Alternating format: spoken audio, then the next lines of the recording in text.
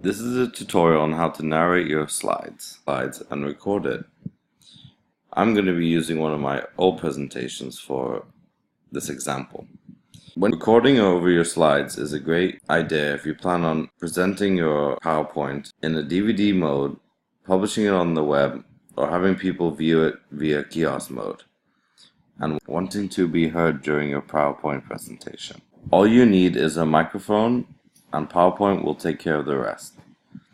Make sure your microphone works, then click on the slideshow ribbon tab. Once you click on the slideshow ribbon tab, find record slideshow. Also, click on any of the different slides you would like to record your voiceover. I'm just going to record over the title page. Click record slideshow. Then it will bring you to this layout. It will give you the current slide time of your voice and the total time. You can pause or go back. Then you can also change your slides by using these arrow keys. Then they have a tips icon. And once you have finished recording, you can press exit show. Then it gives you the total time for the slideshow was 13 seconds. Do you want to save your slide timings? Click yes. Then it shows the different slides that we recorded over. Here's the title page with the recording icon on the bottom right. And the second page, when I switched pages in that previous screen, it also recorded onto this page.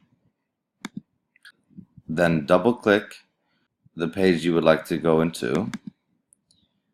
Then it shows you the icon in the bottom right. This is your voice recording. To show your slideshow, play from current slide and it will automatically play from that slide. But since it will record over my voice, it would be hard to show you. Once you're ready to show your slideshow, click Start from Current Slide. Then they have a tips icon. Then if you're satisfied with that voice recording, that's all you have to do.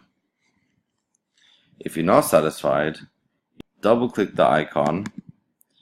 When it gives you the text box around the icon, you can click delete to erase the recording and redo the steps over again with your new recording.